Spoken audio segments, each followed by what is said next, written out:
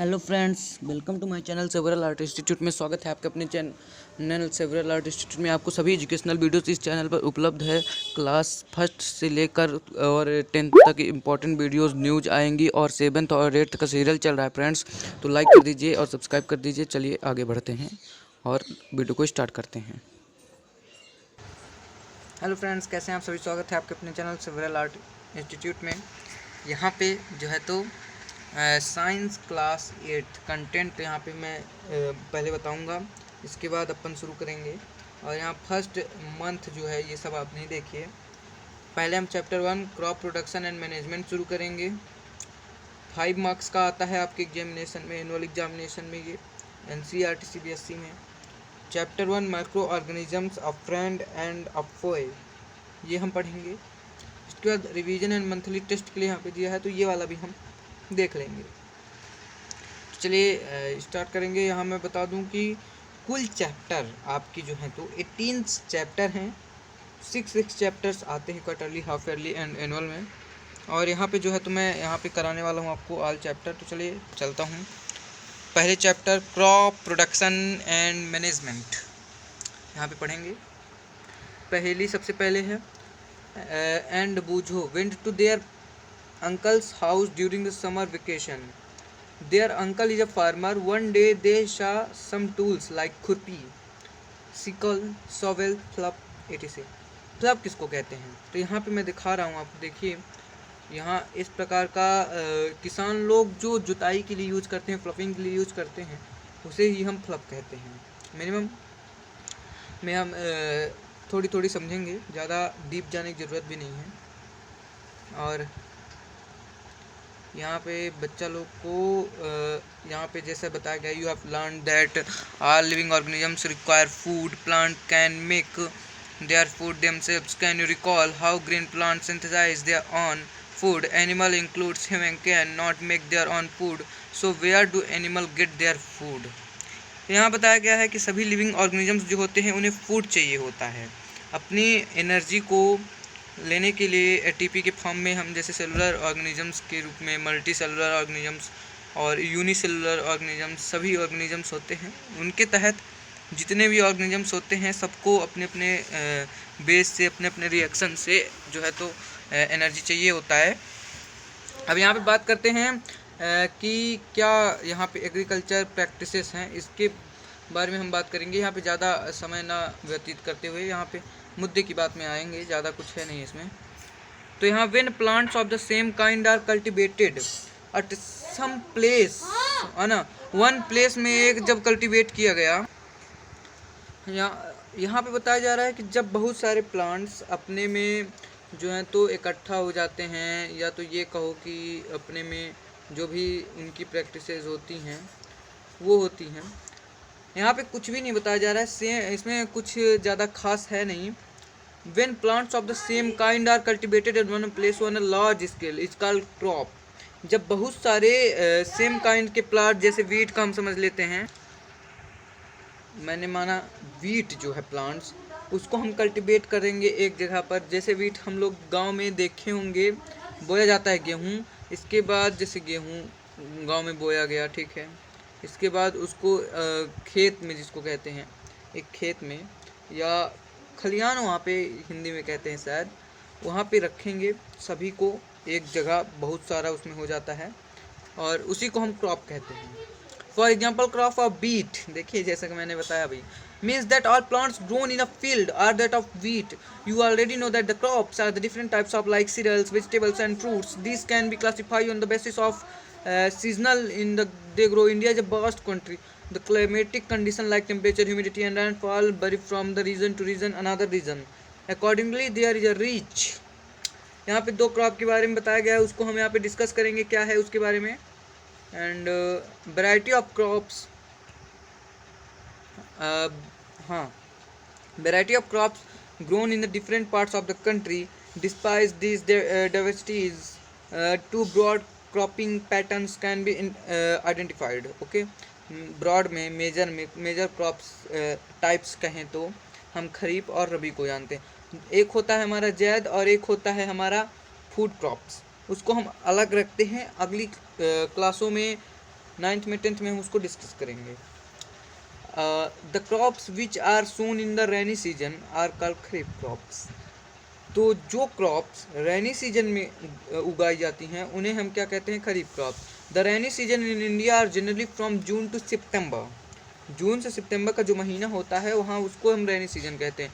और इसमें जो है तो कौन सी क्रॉप उगाई जाती हैं, तो paddy, maize, soybean, groundnut and cotton are the kharif crops and major crops examples are these. Rabi crops क्या होते हैं यहाँ पे आपको बता दिया जाए। These crops are grown in the winter season. Okay. October to March are called Rabi crops. Example है इसका जैसे कि crops are wheat, gram, pea, mustard, जितने भी सारे हैं। Besides these यहाँ पे examples दिए हैं, इसको आप पढ़ लीजिए, important है आपके लिए। और यहाँ पे मैं बता दूँ basic practices of crop production क्या है, प्रोसेस क्या है, प्रैक्टिसेस क्या है, प्रोसेस। तो चलिए प्रोसेस देख लेते हैं हम लोग। क्या है कि प्रोसेस मैन, यहाँ पे सिर्फ और सिर्फ प्रोसेस ही मैन है, बाकी कुछ भी मैन नहीं है, सिर्फ प्रोसेस मैन है, ठीक है ना।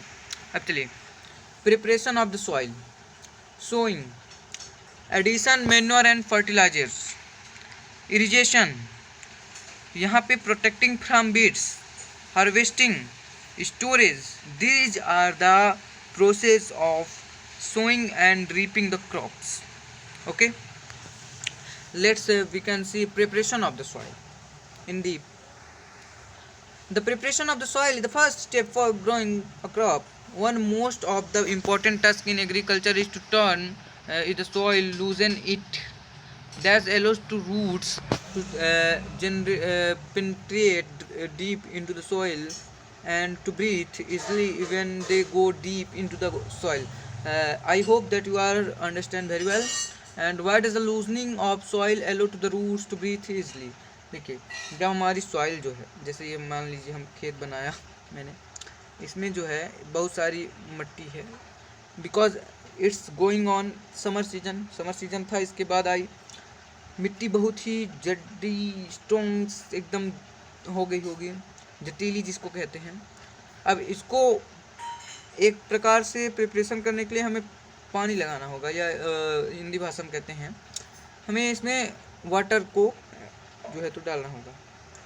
अब इसको फिर लूज करेंगे यहाँ पे, और लूज करने के बाद एक बार इसको फ्लप करेंगे, जुताई करेंगे एक बार इसकी, इसके बाद जो काम होगा उसको हम करेंगे। अब यहाँ पे the looseness soil help in the growth of earthworms and micro presents in the soil.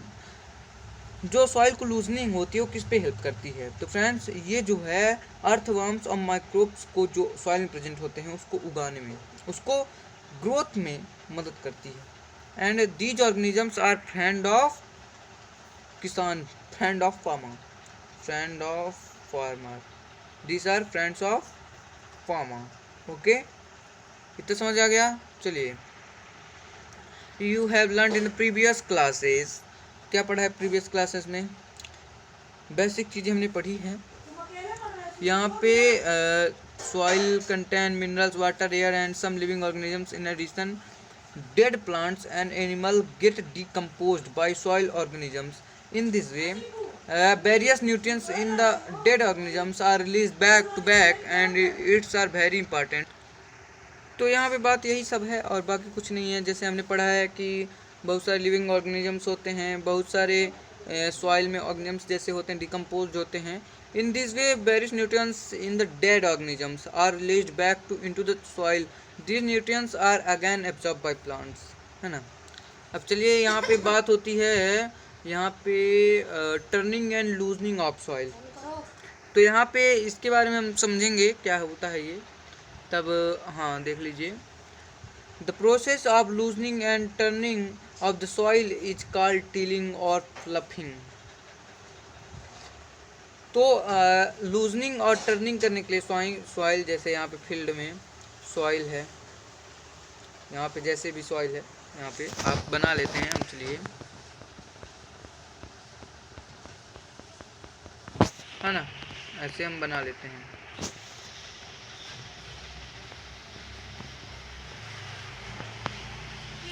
हाँ, तो यहाँ पे जितनी भी क्या बोला जा रहा है, जितनी भी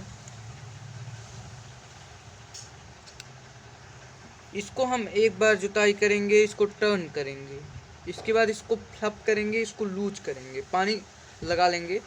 अब इसी प्रोसेस को हम टीलिंग और फ्लपिंग कहते हैं। This is done by using a flop.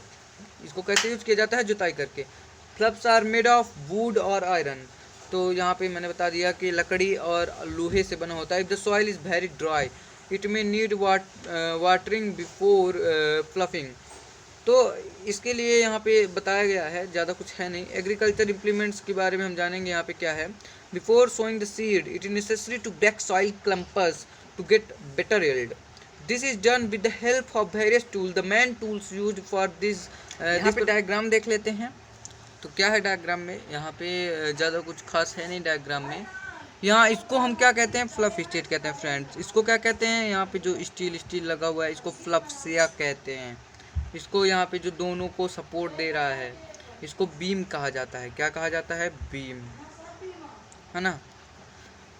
अब यहाँ बात होती है फ्रेंड्स कि एग्रीकल्चर इम्प्लीमेंट्स में एक एक को हम समझेंगे तो टाइम तो लगेगा ही। अब बात करते हैं फ्रेंड्स, यहाँ पे हम बात कर लेते हैं फ्लप की। What is plough. तो देखिए फ्लप होता क्या है आखिर। This is being used since ancient times for tilling the soil, adding fertilisers to the crop, removing the weeds and turning of the soil. This is made of wood and it is done by a pair of bulls or other animals, horses and camels. It contains a strong triangular iron strip called flapshare. The main part of the flap is a long log of wood which is called flap staff. There is a handle at one end of staff. यहाँ पे बात कही जा रही friend. Other है and is attach to a beam which is placed on bulb bulls neck. देखिए यहाँ पे बात जैसे मैंने आपको वहाँ पे दिखाया ना, बस वही चीज़ों को यहाँ पे अंग्रेजी में डिफाइन की जा रही है। देखिए यहाँ पे फ्लप शेयर किसको कहते हैं, फ्लप स्टेप किसको कहते हैं, फ्लप किसको कहते हैं, सब यहाँ पता है। तो देखिए जो सॉइल को क्या करे, टिल करे, उसको उखाड़ दे या उस पर उसको जुताई करे, उसको हम फ्लप कहते हैं। और जो सॉइल के मतलब लास्ट में लगा रहता है स्टील जैसा, उसको फ्लफ स्टाफ। बीम, दोनों बुल्स के बीच में जो लगा रहता है सपोर्ट के लिए, वो होता है बीम। जैसे कि मैंने आपको बताया वही है। अब यहाँ पे बात की जाती है होए। व्हाट इज़ होए। तो चलिए आगे इसका चित्र दिखाया जाएगा। सबसे पहले अंग्रेजी थोड़ी समझते हैं। It is a simple tool which is used for removing weeds and for loosening the soil. It has a long rod of wood or iron.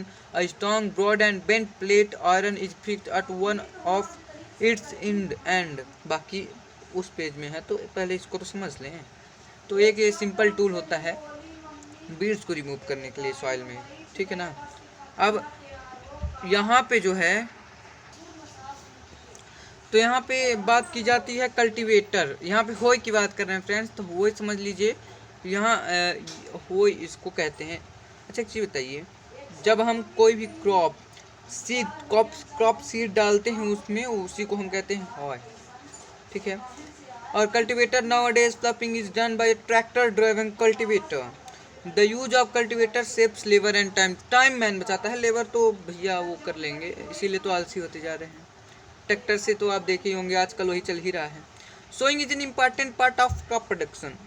Before sowing good quality clean and healthy seeds of good variety are selected. Farmer prefers use seeds which is good high yield. जो कि ज़्यादा variety, ज़्यादा उत्पाद देगा उसी को farmer जो है तो चूज़ करेगा, उसी को फार्मर करेगा। अब सीड के सिलेक्शन में थोड़ी बात को देखते हैं। सीड का सिलेक्शन कैसे करता है फार्मर। तो देखिए सीड का सिलेक्शन, क्योंकि वो फार्मर है, सभी सीड के बारे में जानता है, तो उसी सीड को लेगा जो हाई यील्ड होगा, हाई यील्ड वेराइटी वाला, ठीक है। अब बात करते हैं ट्रेडिशनल टूल्स की। तो यहाँ पे the tools use traditionally for sowing seed is shaped like a funnel. The seeds are filled into the funnel, passed down through 2 or 3 pipes down through 2 or 3 pipes having sharp ends. These end pierce into the soil and place seeds there. देखिए मैं यहाँ पे picture आपको दिखा रहा हूँ, जैसे मैंने आपको बताया यहाँ पे ये इसमें से सीड को डाल रहे हैं यहाँ सॉइल में, यही है, बाकी कुछ नहीं है भैया। इसमें आधा आप पूरा इस चैप्टर का आप जानते हो, बस इसको आप इंग्लिश में समझ लीजिए, बस कॉन्सेप्ट समझे मैंने, बस हो गया, बाकी कुछ नहीं है इस चैप्टर पे कॉन्सेप्ट। अब सीड ड्रिल क्या है, इसको आप देख रहे हैं ट्रैक्टर पे लगा होता है, ये मैन आप देख रहे हैं ट्रैक्टर पे, ये जो है तो खुदाई के लिए यूज किया जाता है, जैसे हम लोग उस पर फ्लप यूज करते हैं तो एज अ ये फ्लप कल्टीवेटर पे यूज किया जाता है। Nowadays the seed drill is use for sowing with the help and, तो यहाँ पे एडिंग मैन्योर एंड फर्टिलाइजर्स, ठीक है। मैन्योर खाद श्रृंखला जितनी भी है सॉइल पे ऐड करना क्या कहलाता है, यहाँ पे ये पढ़ने वाले हैं, बाकी कुछ है नहीं, ठीक है। The substances which are added to the soil in the form of nutrients for healthy growth of plants are called manure and fertilizers. Okay. अब बात करेंगे अगले इस पे यहाँ पे फर्टिलाइजर्स के बारे में। तो खाद तो आप जानते ही हैं, बहुत सारे प्रकार की खाद होती हैं, बहुत प्रकार के मैनर होते हैं, उनको हम अपने फील्ड पे, अपने जो खेत है वहाँ पे डालते हैं, और वहाँ पे जो है तो उसी के कारण बहुत सारी मतलब बहुत उपज होती है क्रॉप्स की। और यहाँ पे बताया जा रहा है, यही सब यहाँ पे बताया गया है। Another method of ripening is the soil nutrients through crop rotation, यानी कि यहाँ पे रिपनिंग का बताया गया, कैसे हार्वेस्ट करते हैं क्रॉप को, ठीक है, वो भी बता दिया गया है ना। अब ये बता दिया गया आपका, अब यहाँ पे क्या चाहिए, अब इस पे चाहिए, जैसे मैंने यहाँ पे प्रोसेस बताई थी, वो प्रोसेस कंप्लीट हो गई, और प्रोसेस कंप्लीट होने के बाद यहाँ पे हो गई। अब चलिए थोड़ी डिफरेंस बिटवीन देख लेते हैं फर्टिलाइजर्स एंड मैन्योर्स, ठीक है ना। तो क्या है difference, fertilisers is an mad में, मतलब ये इनऑर्गेनिक होता है, ठीक है, मैन के द्वारा बनाया गया होता है। अब मैन्योर जो होता है नेचुरल सब्सटेंस होता है by the decomposition of cattle during plant residues. तो देखिए यहाँ पे जैसे cows buffaloes are decompose their wastage and we are using to extend in the field to use for manure, okay, these are the manures and fertilizers we are making. Fertilizers is prepared in factories, ये factories में बनते हैं fertilisers, ठीक है, लेकिन manure जो होते हैं वो फील्ड में प्रिपेयर किए जाते हैं। Fertiliser does not provide any humus to the soil, ये ह्यूमस नहीं प्रोवाइड करता सॉइल में, यानी कि कोई भी जलर मतलब humus wastage of the soil, अब क्रस्ट लेयर में जो ह्यूमस होती है वो नहीं यहाँ पे वो करता है। ये जो है तो man provides a lot of humus to the, मतलब मैन्योर बहुत सारा ह्यूमस प्रोवाइड करता है, ह्यूमस तो आप समझ ही रहे हैं। Fertilisers are rich in plant and nutrients like nitrogen, phosphorus and potassium are present in it. Manure is relatively less rich in plants and nutrients, okay. अब एडवांटेज ऑफ मैन्योर क्या होता है, तो यहाँ पे the organic manure is considered the better than the fertilisers because it hence the water holding capacity of the soil, ये जो soil में जब जाता है तो वाटर कंजर्व कर लेता है, ठीक है ना। और it make the soil produce due to the which exchange of gases become easy. अब यहाँ पे नंबर ऑफ फ्रेंडली माइक्रोब्स बढ़ते हैं, सॉइल में टेक्सचर बढ़ते हैं। अब इरिगेशन क्या होता है, ठीक है, तो यहाँ सिंचाई का क्या विभाजन है यहाँ पे हम समझेंगे। All living being need water to live, water is an important for proper growth and development. Water is absorb, जिस प्रकार से लिविंग ऑर्गेनिजम्स को, जिस प्रकार से ह्यूमन को, जिस प्रकार से वुमेन को या आप लोगों को चाहिए वाटर जीने के लिए, उसी प्रकार से प्लांट को भी वाटर चाहिए, because plant is the living beings, okay. अब देखते हैं water is absorb by the plants roots, root के द्वारा प्लांट्स लेता है, स्टोमेटा लिप्स के द्वारा लिया जाता है फोटोसिंथेसिस के द्वारा, एंड 90% वाटर जो होता है ये कंजिस्ट करेगा अपने रूट्स के द्वारा ही। Water is essential because germination of seed does not take place under dry condition. Nutrients protein the crop from both frost and hot air current to maintain the moisture of the soil and healthy crop growth. fields have to water regularly, मतलब उसमें आपको सिंचाई regularly करना ही पड़ेगा, तभी irrigation में तभी crop का कुछ हो पाएगा, ग्रोथ हो पाएगा, वरना किसी काम का नहीं होगा। अब the supply of water to crop at regular interval, regular interval में जो सिंचाई की जाती है उसी को इरिगेशन यानी कि सिंचाई कहते हैं। ठीक है, अब यहाँ पे समझते हैं द टाइम एंड फ्रिक्वेंसी, यहाँ पे ये हो गया। अब बात इरिगेशन भी ख़त्म हो गई, सिंचाई क्या होती है।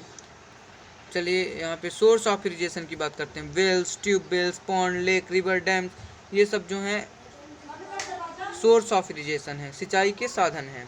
मोटर पंप वगैरह जो होते हैं ये सब, नहर, हर चीज़। अब इरिगेशन में ही हम कुछ देखेंगे ट्रेडिशनल टाइप्स के इरिगेशन।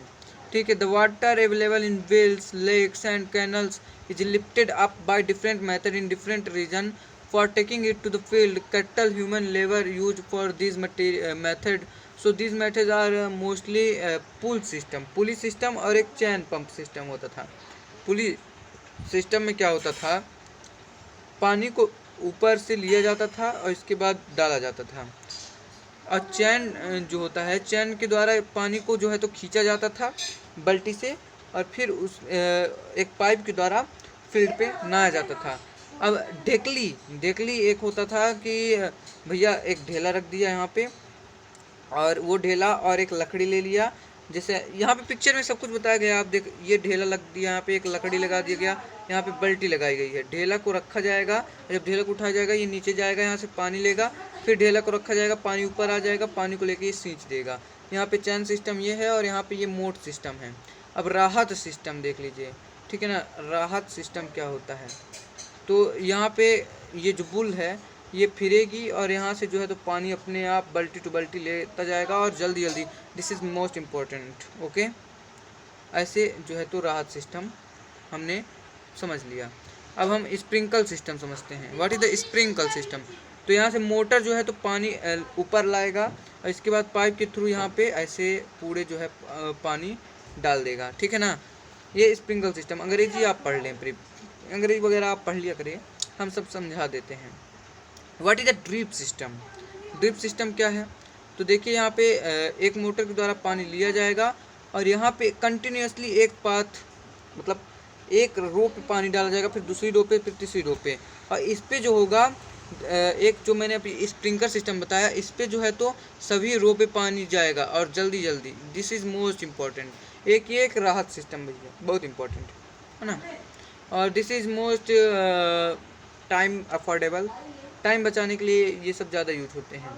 अब प्रोटेक्शन फ्रॉम बीड्स, बीड्स से कैसे प्रोटेक्शन पाया जाए, है ना, इसको हम जो है तो पढ़ लेते हैं। हार्वेस्टिंग है, इसके बाद हमारा स्टोरेज होगा, और इसके बाद हमारा चैप्टर भी लगभग ख़त्म ही हो जाएगा। चलिए वीड्स को देख लेते हैं। तो वीड क्या होता है, in a field many other undesirable plants may grows naturally. Exercise के क्वेश्चन सभी कराए जाएंगे, यहाँ पे मैं उसको भी अपलोड करूँगा वीडियो उसकी, ठीक है ना। और इसमें प्लांट्स में उन सभी को बचाने के लिए हम वीड्स का उपयोग करते हैं। The removal of weeds is called weeding. Weeds को रिमूवल करने के लिए कौन सी प्रोसेस का यूज होता है, जल्दी बोलो, weeding. Weeding is necessary since weeds compete with the crop, plants, waters, nutrients, space and light, thus they affect the growth of the crop. Some weeds interface even in the harvesting and may be poisonous and for animals and human beings. Some weeds जो होते हैं एकदम भैया जहर होते हैं, एकदम क्या बता दें आपको, है ना। कुछ तो भैया उसके लिए ग्रोथ के लिए इम्पोर्टेंट रखते हैं, बट कुछ बहुत बहुत खतरनाक होते हैं भैया यहाँ पे। और बीडिंग जैसे आप समझ नहीं रहे हैं, आप लोग नाम से सब समझ जाते हैं। Weeds are also control by using certain chemical called weedicides, है ना, like 2,4-D। These are spread in the field to kill the weeds. आप देखेंगे फार्मर्स कभी कभी यहाँ पे पीछे लटका कर जो है तो स्प्रे करते हैं, उस स्प्रे को ही वे वहाँ पे बीड्स को मारने के लिए, रिमूव करने के लिए किया जाता है, जैसे यहाँ पे पिक्चर पे आप देख पा रहे होंगे अच्छे से, ठीक है। अब हार्वेस्टिंग समझते हैं। What is the harvesting, harvesting of a crop is an important task. The cutting of crop after it is mature, ठीक है, जब वो बड़ी हो जाती है, जब वो मैच्योर हो जाती है, तो उसको काटने के लिए हार्वेस्टिंग का यूज किया जाता है। कटाई के लिए हम हंसिया मैन्यूज, जिसे हम सिकल कहते हैं, और इसके बाद हम कंबाइन का यूज करते हैं, जो कि एक मस्त और बहुत टाइम सेविंग है, ठीक है ना, विनोविंग जिसको हम कहते हैं। इन सभी का यूज करके रोटेशनल सिस्टम का भी यूज होता है। अब यहाँ पे एक मशीन दिख रही होगी, ये भी उसी के लिए यूज़ की जाती है। What is the storage, storage में आ गए हम लोग भैया, देखिए कितने जल्दी जल्दी चल रहे हैं। तो storage of a procedure and important task, जब आप क्रॉप को रीप किए, हार्वेस्ट किए, उसको कटाई मिजाई सब करवा डाले, तो आपको डेफिनेटली है कि क्रॉप का जो भी होगा अनाज वो मिल जाएगा, उसको आपको स्टोर करना होगा एक जगह पर, बस यहाँ पे यही है। अब देखिए यहाँ पे स्टोर कर लिया गया बोरियों में, और यहाँ पे जो है बस फूड फ्रॉम एनिमल्स, एनिमल्स को दिया जाएगा थोड़ी बहुत, और बाकी रख लिया जाएगा। अब एनिमल हस्बेंड्री के बारे में थोड़ी यहाँ पे डिस्कस करना पड़ेगा भैया। आफ्टर कंप्लीटिंग दिस टेबल वगैरह यहाँ पे दिया है, इसको आप कंप्लीट कर लें। Important, animal reared at home or in farms have to provided with proper food, shelter and care when this is done on a large scale called animal meal।